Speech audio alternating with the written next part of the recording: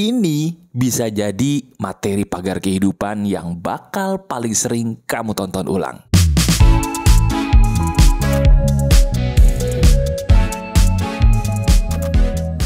Halo teman-teman, apa kabar? Ada saya kembali, Aryan Surya, sahabat baik kamu dari Pagar Kehidupan di Podcast Pagi. Betul, salah satu materi yang disukai oleh sahabat Pagar Kehidupan adalah kalau kita membicarakan tentang sebuah pikiran dan menganalisanya gimana caranya pikiran kita nih bisa ketarik ke dalam kehidupan nyata. Betul, tanpa harus menggunakan magic, tapi justru bisa diuji secara ilmiah.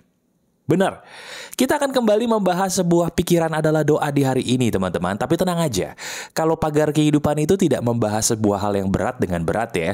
Justru saya akan membahas hal yang agak berat nih dengan seringan-ringannya, supaya kamu nih sambil tetap mengerjakan apapun gitu ya. Nah, sambil sibuk, tetap bisa tahu apa yang saya maksud dan bisa langsung mengujinya. Mau ya? Ya udah, tanpa banyak basa-basi, sekarang coba kamu tetap melakukan apa yang sedang kamu lakukan sambil kamu bahas deh. Bahas di dalam pikiranmu sendiri. Topik yang saya bahas ini nyambung nggak dengan kehidupan nyata kamu? Ini menarik. Nah, sekarang gini teman-teman. Kalau kita membahas sebuah pikiran, atau pikiran itu bisa menjadi sebuah doa, kamu tahu nggak sih bahan baku yang paling utama itu apa? Apa? Betul, bahan baku dari pikiran itu bisa menjadi sebuah doa yang terkabul adalah diri kamu sendiri yang pandai untuk mengadon-ngadon doa. Waduh, ini baru nih. Ini baru kamu dengerin dari saya. Mengadon-ngadon doa, itu maksudnya apa? Nah ini, kita bahas, ini menarik nih. Jadi gini teman-teman, pikiran kita itu persis seperti sebuah adonan kue. Nah, kalau kamu terutama perempuan atau laki-laki nih yang suka masak kue atau pernah masak kue gitu ya, pasti tahu yang namanya adonan itu kan gak cuma satu dong. Banyak banget bahan-bahan yang kamu campur adukin untuk membuat sebuah kue. Betul? Nah, sama seperti pikiran. Coba sekarang kamu renungkan deh. Bener nggak pikiran kita ini sama persis seperti adonan kue? Gak usah jauh-jauh deh, sekarang coba saat ini aja nih. Saat ini ada berapa pikiran dalam pikiranmu saat ini? Gak mungkin kamu dari tadi cuman mikirin satu hal, betul apa betul? Sebelum kamu menonton video ini pun, pikiranmu ini udah banyak tanpa kamu sadari, betul nggak? Nah sekarang, dari situ kita udah sepakat bahwa memang benar pikiran itu seperti adonan kue. Nah terus, ini dia nih menariknya. Kamu sadar atau tidak? Terkabulnya pikiran kita sebagai sebuah doa yang ada di dalam hidup kita, atau bahasa gampangnya, kemampuan kita menarik sebuah pikiran menjadi kenyataan itu bergantung dari kamu sendiri untuk bisa memilih dan memilah adonan mana yang penting buat pikiran saya dan mana yang tidak penting alias harus saya buang. Jelas sampai di sini? Coba sekarang saya bahas dulu. Kita ingin ceritanya bikin kue bolu. Nih ceritanya biar kamu nangkep deh ya. Kita mau bikin kue bolu, adonannya banyak dong. Nah setelah kamu lihat, ternyata adonan kue bolu itu ada beberapa bahan yang kamu gak sengaja masukin, terlalu berlebihan. Nah, kalau kamu lanjutin dengan adonan yang keliru, yang terjadi bolunya jadi sih, tapi tidak seperti yang kamu mau. Atau mungkin rasanya berbeda. Betul ya? Nah, untuk bisa rasanya enak, yang kamu lakukan adalah apa? Benar, kamu tahu nih, ada beberapa hal yang harus kamu keluarin. Mungkin airnya jangan kebanyakan deh, kurangin dikit. Atau mungkin, tepungnya ada yang kurang nih, tambahin dikit nih, biar jadi agak-agak kenyal gitu ya. Atau mungkin, gulanya nih kurang nih. Nanti kalau gulanya kurang, rasanya nggak manis, tambahin gula Sama seperti pikiran kita. Saya punya pesan untuk kamu begini. Dengerin baik-baik. Keajaiban itu adalah milik orang-orang yang mau secara tegas mendekati hal-hal yang terbukti positif bagi dirinya dan secara tegas mau menjauhi hal-hal yang secara terbukti tidak baik bagi dirinya. Ingat kata kuncinya, tegas dan terbukti. Saya ulangi, tegas dan terbukti. Kamu tuh sebagai manusia pinter. Diri kamu tuh luar biasa. Udah tahu bahwa apa yang saya bilang ini benar. Bahkan kamu sering mendengarkan ini di video-video saya yang lain ya. Tapi sayangnya, diri kamu tuh terlalu baik, sadar gak sih? Diri kamu tuh terlalu baik berpikir bahwa orang-orang di sekitar kamu tuh bisa sama baiknya kayak kamu. Jadinya yang membuat kita jadi salah terus nih kehidupannya adalah karena kita sendiri yang selalu memberikan kesempatan kepada orang yang mohon maaf udah terbukti salah dalam hidup kamu. Coba kalau nggak percaya, lihat tuh. Lihat diri kamu deh. Berapa banyak orang sih dalam diri kamu, dalam hidup kamu yang selama ini selalu kamu kasih kesempatan terus. Hanya karena alasan, oh dia dulu baik kok sama saya. Oh dia tuh orangnya udah lama kenal saya mas. Mungkin kemarin khilaf aja dia begitu. Atau mungkin, aduh saya udah lama mas kerja sama mereka, nggak enak nih mas kalau saya terlalu tegas. Oh nggak bisa mas, saya nggak bisa pisah sama pasangan saya walaupun dia terbukti udah mukulin saya, dia udah terbukti selingkuhin saya demi anak-anak mas. Oh nggak apa-apa mas, saya mah nonton film-film yang sedih-sedih gitu ya tentang patah hati, nggak apa-apa. Kenapa? Karena itu cuma film mas. Saya nggak yakin kalau film yang saya sering tonton ini bisa mempengaruhi energi saya. Saya nggak yakin mas. Saya tonton lagi ya film negatifnya ya mas ya. Kamu udah tahu bahwa apa yang kamu tonton, siapa orang yang paling deket sama kamu tuh udah tahu banget diri kamu tuh pinter kok. Kamu udah tahu mereka mempengaruhi adonan pikiran kamu, betul gak?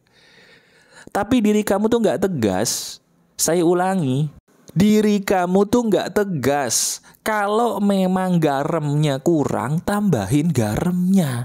Ibarat kata, kalau memang tuh orang bukan orang yang baik buat kamu, apapun alasannya jauhin. Kalau memang tuh film ceritanya bikin kamu sedih terus, jangan ditontonin. Kalau emang tuh lagu-lagu patah hati liriknya bikin kamu sedih terus, jangan didengerin.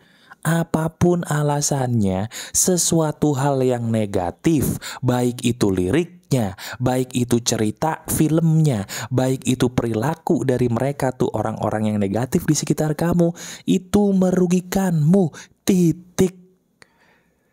Bagaimana mungkin adonan kita bisa menghasilkan kue yang enak kalau adonannya ada zat-zat yang salah?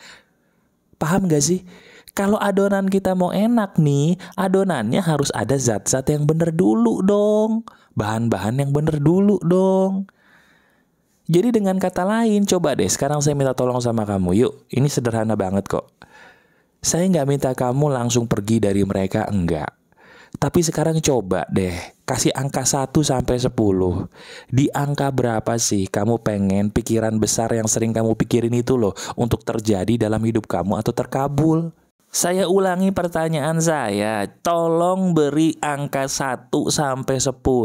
Di angka berapa sih tuh pikiran yang sering kamu pikirin, berharap untuk terjadi dalam keinginanmu tuh, di angka berapa kamu pengen banget itu terwujud? Kalau kamu nggak percaya, coba mulai sekarang uji deh perkataan saya. Coba kamu coba 3 hari aja. Mulai hari ini kalau bisa. Coba diri kamu tonton video, film, atau dengerin lagu yang liriknya positif.